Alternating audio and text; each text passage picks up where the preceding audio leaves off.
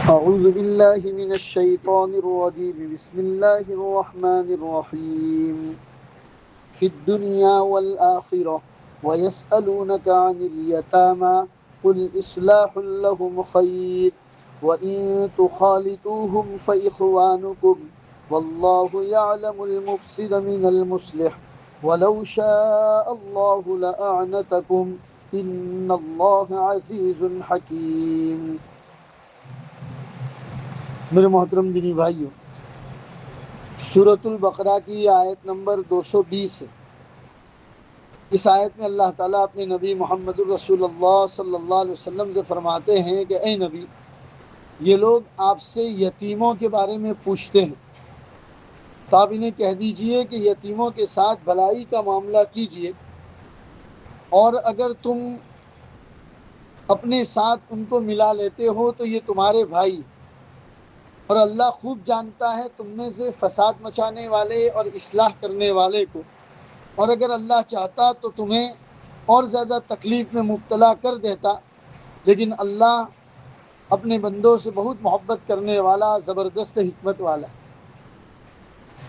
قرآن کریم کی یہ سورہ بقرہ کی آیت نمبر 220، لیکن ان آیتوں سے پہلے سورہ نساء کی آیت نمبر 4 اور آیت نمبر 10 یہ اللہ نے اتاری تھی، اور ان آیتوں میں بڑی سختی سے اللہ نے یہ فرمایا تھا وَآتُوا الْيَتَامَى فِي أَمْوَالِكُمْ وَلَا تَتَبَدَّلُوا الْخَبِيثَ بِالطَّيِّبِ، یتیموں کے مال کا حساب برابر رکھو اگر یتیم تمہاری پرورش میں ہیں تو، اور ان کے مال کو تمہارے مال کے ساتھ مت ملاؤ.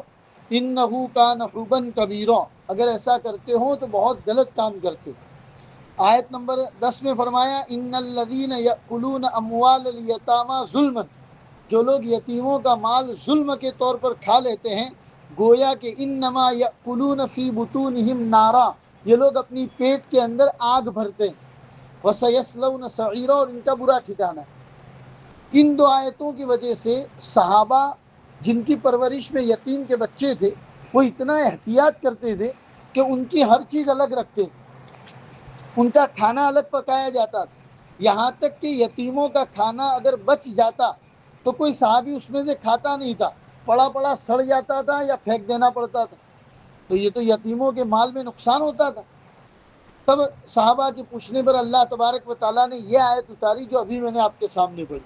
اے نبی نے کہہ دیجئے کہ اپنے کھانے پینے کے حساب میں اگر یتیموں کو بھی اگر ملا لیتے ہو تو کوئی حرج والی بات نہیں. احتیاط کی وجہ سے اگر تھوڑا کچھ حساب میں اوپر نیچے ہو جاتا ہے تو اللہ کی طرف سے معاف ہے. جو جان بوجھ کر یتیموں کے مال کو نقصان پہنچانے کی کوشش کرتے ہیں اللہ تعالیٰ ان کو معاف کرنے والا نہیں ہے. تو بہرحال یتیموں کے معاملے میں خوب احتیاط کرنے کی ضرورت ہے. اس کے علاوہ اس کے بعد جو آیت ہے آیت نمبر 221 وَلَا تَنْكِحُوا الْمُشْرِكَاتِ حَتَّى يُؤْمِنَّ، مشرک عورتوں سے نکاح نہ کرو یہاں تک کہ وہ ایمان قبول کر لے. وَلَأَمَةٌ مُؤْمِنَةٌ خَيْرٌ مِّن مُشْرِكَةٍ، ایک طرف مشرکہ عورت ہے اور ایک طرف مسلمان باندی ہے تو باندی سے نکاح کرنا بہتر ہے مشرکہ عورت سے نکاح کرنے کے مقابلے میں، اگرچہ وہ تمہیں اچھی لگتی ہو. وَلَوْ أَعْجَبَتْكُمْ، اور اسی طریقے سے عورتوں سے کہا جا رہا ہے کہ مشرک مردوں سے نکاح مت کرو یہاں تک کہ وہ ایمان قبول نہیں کرتے. ایک طرف مشرک مرد ہے اور ایک طرف مسلمان غلام ہے تو مسلمان غلام سے نکاح کرنا بہتر ہے مشرک مرد سے نکاح کرنے کے مقابلے میں، اگرچہ وہ تمہیں اچھا لگتا ہو. یہ قرآن کریم کی آیتوں کے اندر مسلمانوں کو یہ مسئلہ بتا دیا گیا، کیونکہ شروع اسلام کے اندر مسلمان کسی بھی عورت سے نکاح کر سکتا تھا، یہودیہ سے کرے، نصرانیہ سے کرے، مشرکہ سے کرے، سب میں نکاح درست تھا. اس آیت کے اترنے کے بعد مسلمانوں کو کہا گیا کہ تم اہل کتاب سے تو نکاح کر سکتے ہو لیکن مشرکہ عورتوں سے نکاح نہیں کر سکتے. اور اہل کتاب یعنی یہودی اور نصارہ میں بھی وہ عورتیں جو اپنے دین کے اوپر باقی ہیں، جیسے کہ آج کل کے عیسائی اپنے دین کے اوپر باقی نہیں تو ان کی عورتوں سے نکاح کرنا درست نہیں ہوگا.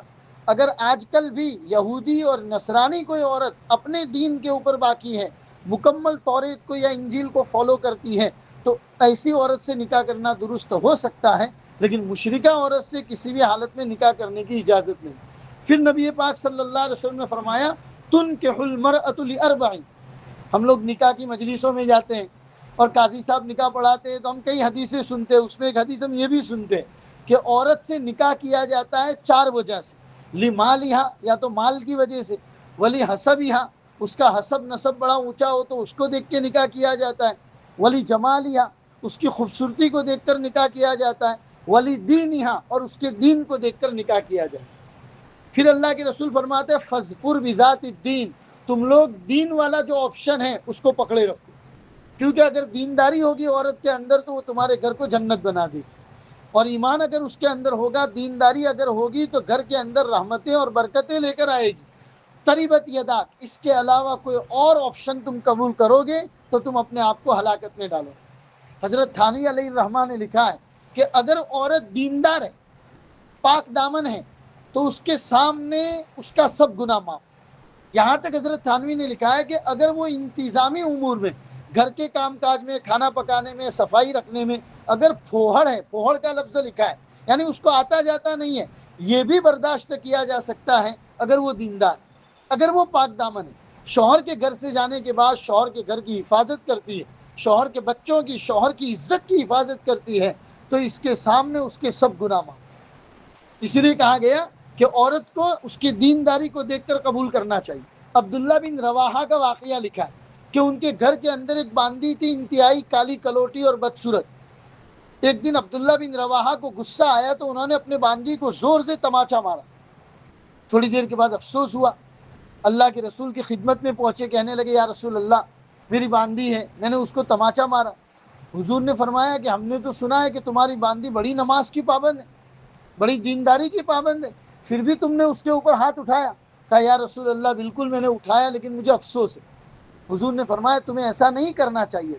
کہنے لگے یا رسول اللہ میں اس کو آزاد کر دوں گا اور اسی سے پھر نکاح کروں گا، میں اسی کو، بھلے بدصورت ہے لیکن وہ دیندار ہے، اس وجہ سے میں اس کے نکاح میں، اس کو اپنی نکاح میں لاؤں گا۔ چنانچہ علاقے کے اور قبیلے کے لوگوں نے تانا دیا، اے عبداللہ بن رواحہ تم بڑے مضبوط مالدار آدمی ہو، ایک باندی جو انتہائی کالی کلوٹی ہے اس کو تم آزاد کر کے اپنی نکاح میں لا رہے۔